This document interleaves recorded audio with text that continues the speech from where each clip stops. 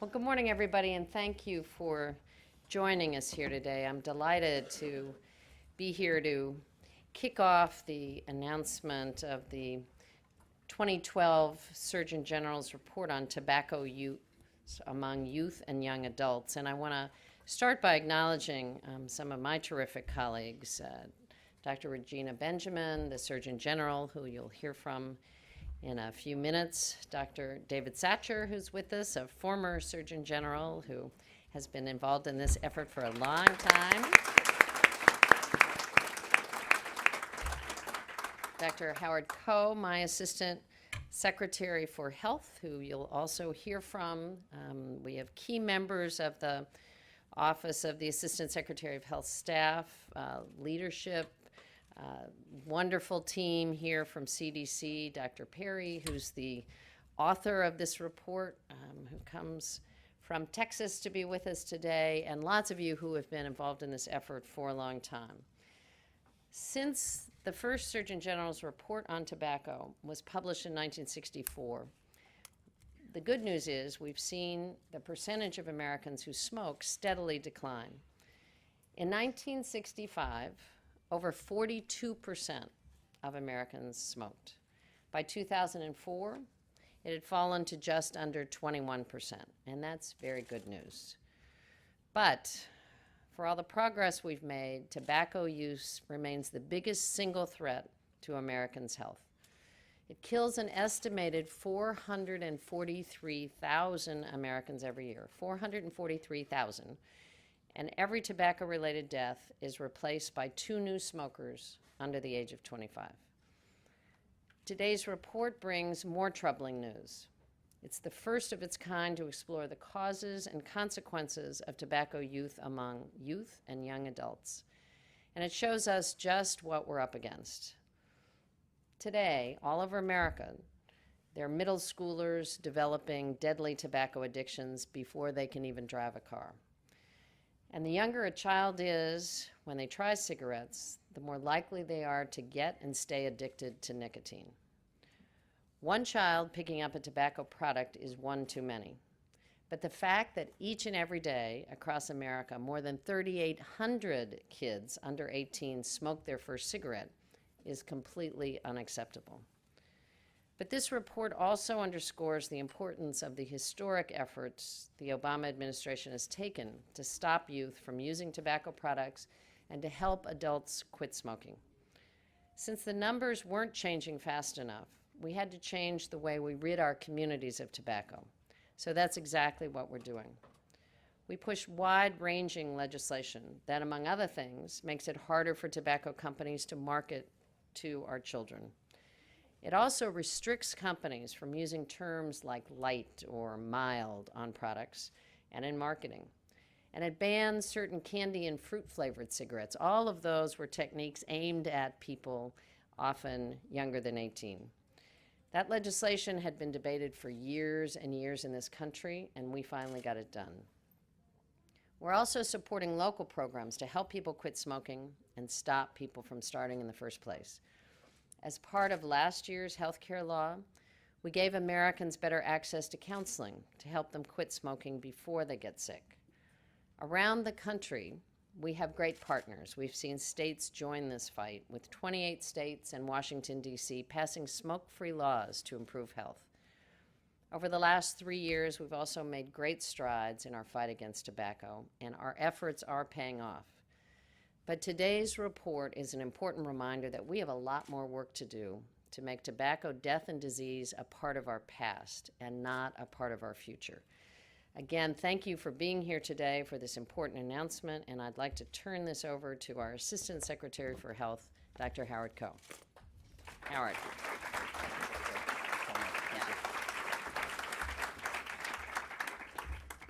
Thank you so much, Madam Secretary, and thank you so much for being here, everyone. The Secretary has another commitment and has to leave, but we want to, of course, thank her for her tremendous leadership and dedication to eliminating the tobacco epidemic.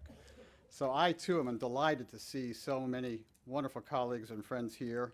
And let me thank Dr. Benjamin, who you'll be hearing from in just a minute. our great colleagues at the Department of Health and Human Services, at FDA, at CDC, at the Office of the Assistant Secretary, and so many others. We want to thank Dr. Cheryl Perry, the senior science editor of this report, and all of our colleagues who helped edit and write this very important product. And most important, we want to thank each and every one of you for being here to support this very, very important effort and this great day. We're here today to bring heightened urgency to the tremendous public health burden that tobacco continues to impose on our youth, a burden that's completely avoidable and completely preventable. Too many of our children are addicted, too many cannot quit, and too many go on to die far too young. In fact, as you heard from our secretary, each day more than 1,200 people die due to smoking, and each death is replaced by at least 2 new smokers under the age of 26. I have personally witnessed this cycle of dependence and despair as a physician who has cared for patients for over 30 years. And I can tell you, it is heartbreaking when our patients tell us that they want to stop smoking, but they haven't yet been able to do so. And it is tragic when our lung cancer patients tell us that they started smoking as kids years ago to be cool and to impress the other kids next door. Today, we understand even more clearly that youth smoking is not an accident. It doesn't just happen. Each year, the tobacco industry spends $10 billion on marketing and promotion of tobacco products. This exceeds $1 million an hour, over $27 million a day in the US alone. The tobacco industry says that their intent is only to promote brand choices among adult smokers. But there is a difference between stated intent and documented impact. Because regardless of intent, the impact of tobacco marketing is to encourage underage youth. And in fact, nearly 90% of smokers start by age 18, and more than 80% of underage smokers choose brands from among the top 3 most heavily advertised. You will hear in this report a major conclusion that advertising and promotional activities by tobacco companies cause the onset and continuation of smoking among adolescents and young adults. Research documents a dose-response relationship. The more young people are exposed to marketing and promotional activities, the more likely they are to smoke. Far too many kids still see smoking images and messages every day that normalize this dependence. For example, in 2010, nearly a third of the top grossing movies produced for children contained images of smoking. Just about half of our states continue to allow smoking in public places. Images and messages normalize tobacco dependence in magazines, on the internet, and at retail stores. In short, kids see smoking in the movies they watch, the video games they play, the websites they visit, and in the communities where they live. From 1997 to 2003, youth smoking fell rapidly. But since that time, the rate of decline has slowed. In fact, there would be 3 million fewer smokers today if we as a society had sustained the success in declines seen between 1997 and 2003. And of great concern, we are also seeing youth consume other tobacco products, including smokeless tobacco, hookah, and small cigars. So in total, we can now document at least 3.6 million youth cigarette smokers, as well as 1.7 million adolescents using non-cigarette products such as smokeless tobacco products and little cigars. Moreover, many young people are concurrently using multiple types of tobacco. In fact, among those who use tobacco, more than half of high school males and nearly a third of high school females use more than one type of tobacco product, whether it be cigarettes, cigars, smokeless tobacco, or some other form. This Surgeon General's report not only provides powerful detail about the factors that lead to youth use, but also identifies proven effective strategies that can advance prevention. We at the Department of Health and Human Services have committed to strengthening and fully implementing these proven effective strategies as part of a comprehensive, coordinated national approach. In November 2010, we were proud to release Ending the Tobacco Epidemic, a tobacco control strategic action plan for the United States from the Department of Health and Human Services. The plan sets forth specific actions where the department can implement progress, build on recent legislative milestones, respond to the changing market for tobacco products, and support robust tobacco control programs throughout the country. We have ample evidence that these comprehensive, multi-component interventions work. Such programs more than pay for themselves in terms of lives saved and dollars saved.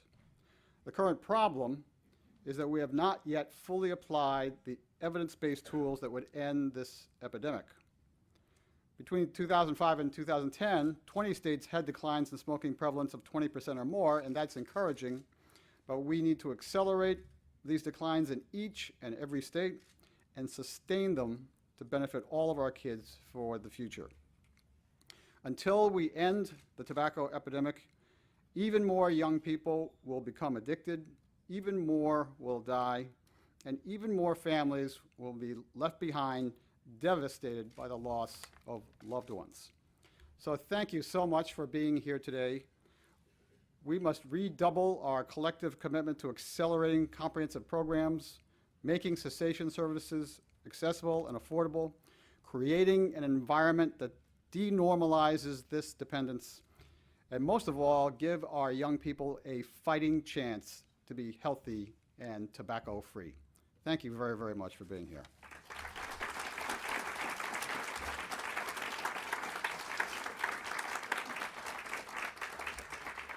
So I'm very pleased now to introduce our Surgeon General, Dr. Regina Benjamin.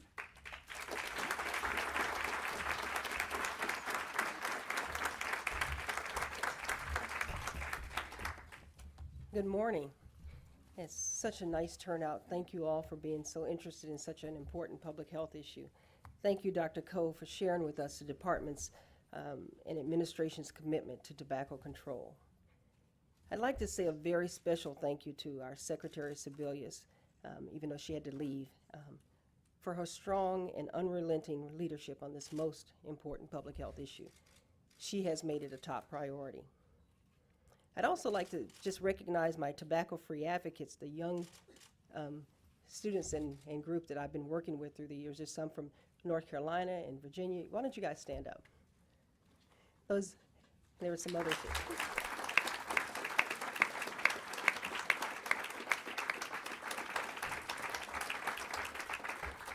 And also the others who are watching on the web as we web stream this. You know, the 2012 Surgeon General's report, Preventing Tobacco Use Among Youth and Young Adults, is a result of the contributions of over more than 130 health experts. And so I'd like to recognize the editors who are with us today, Dr. Cheryl Perry, Dr. Melissa Stiegler, Dr. Frank Chaplukla, that are here, and they'll be here to help with the question and answers if you get into too detailed things. Also, I think Dr. Woody Kessler is here to represent Dr. C. Everett Koop, and so thank you for being here. But I'd like to recognize and thank my medical school professor and mentor, Dr. David Satcher, the 16th Surgeon General, and all of the former Surgeon Generals for their work on tobacco, nationally and internationally. Every Surgeon General since 1964 has weighed in on the issue of tobacco, and everyone has called for an immediate action to solve this problem. Today's release is the 31st Surgeon General's report on tobacco, preventing tobacco use among youth and young adults. And it reminds us once again that the burden of tobacco puts a heavy burden on society. The report challenges us to end the epidemic of smoking among young people. And the numbers in this report are shocking. You've heard some of them earlier, but they're worth repeating. Every day, 1,200 Americans die from smoking, and each of those people are being replaced by 2 young smokers. Almost 90% of those replacement smokers smoke their first cigarette before they're 18. And despite all the reductions in tobacco use in the past decade, today, more than 600,000 middle school students smoke, and 3 million high school students smoke cigarettes. Also, nearly 1 in 3 young adults between the ages of 18 and 26 smoke. And this is a higher rate than any other age group. So this is a serious public health issue. One of the most serious findings in this report is about nicotine addiction, and the younger they begin smoking, the more likely they are to become addicted. Every year, 1.4 million youth under the age of 18 try their first cigarette, and many of them end up being lifelong smokers. Cigarettes are designed for addiction, and nicotine is a key chemical compound that causes the powerful addicting effects in cigarettes. Added ingredients and design features make them even more attractive and more addictive than ever before. Many ingredients like sugar and moisture enhancers when they're added, they reduce the harshness and they improve the taste and consumer appeal. Chemical ingredients such as ammonia convert nicotine into what we call free nicotine that more quickly crosses the blood-brain barrier. And ventilation holes and filters make smoke easier to inhale deeply into the lungs and also convert the nicotine into free nicotine. All these design features work together to enhance the addictive kick and the pleasure that smokers feel. And adolescents' bodies are more sensitive to nicotine, and adolescents are more easily addicted than adults. This sort of helps explain why 1,000 teenagers become daily smokers, and 3 out of 4 high school students continue to smoke well into adulthood, even if they had attempted to quit in a few years. And there are also other tobacco products that youth find appealing. Some of the cigarette-sized cigars include fruit-flavored and candy-flavored things like strawberry and grape. And some of the latest smokeless tobacco products are spitless, and others dissolve like mints. Part of their appeal is that they can be used at school or at home, in front of mom and dad, even, so they can't be detected, and they may not even know their kids are using them. But understand that these products can also cause nicotine addiction, which can lead to serious disease and even death. This report also highlights some of the health effects. In addition to the increased risk for serious chronic diseases like cancer and heart disease and emphysema, there is a immediate damage to the heart and to the lungs. Studies show that many young smokers have early cardiovascular damage, particularly early atherosclerotic changes in the aorta. That puts them at higher risk for aortic dissection, and they tend to die very young. Smoking during adolescence slows the development of the lung function, and teens who smoke can end up as adults with lungs that never reach their full functioning capacity. Another finding in this report is that marketing and advertising of tobacco products to young people have been very successful. In this report, scientists use epidemiologic studies and evidence to show causality. The more the youth is exposed to marketing and advertisement, the more likely they are to start and maintain smoking. In the United States alone, more than $1 million an hour, over $27 million a day, is spent on targeting messages and images to portray smoking as an acceptable and appealing activity. We know that prevention is the key. 99% of smokers begin smoking before the age of 25. So we want to prevent our next generation from ever starting to smoke. If we can just get them to remain smoke-free till they're 26, then less than 1% of them will ever start. We know what works. We know that when we enact smoke-free policies, we reduce exposure to secondhand smoke, prompt smokers to quit, change social norms, and support healthy decisions. We know that when we increase the price of tobacco, smoking rates decline among youth.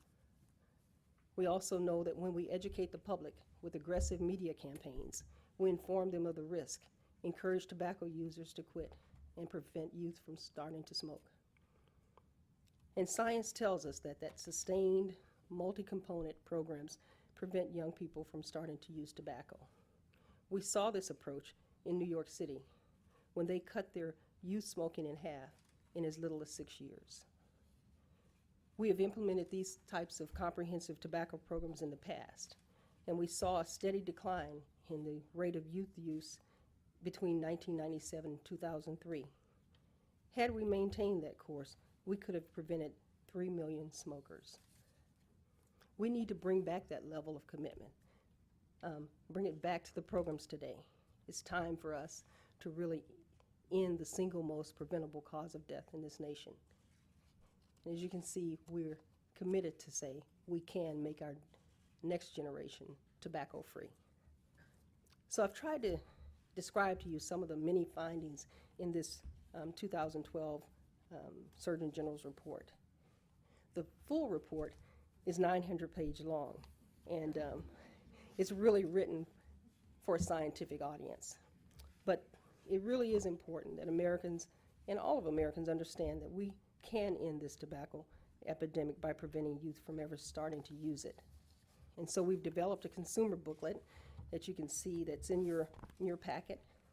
And it's written in plain language and good graphics, and it's entitled The Surgeon General's Report, Preventing Tobacco Use Among Youth and Young Adults. We can make the next generation tobacco-free.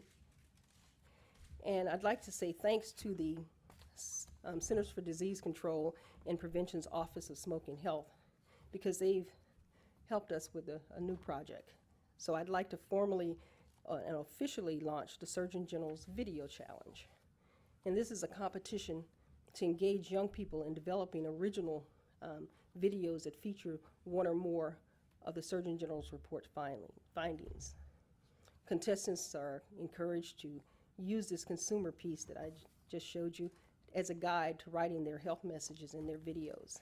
And the contest will have 2 age categories with English and Spanish, age 14 to 18 and age 18 to 24.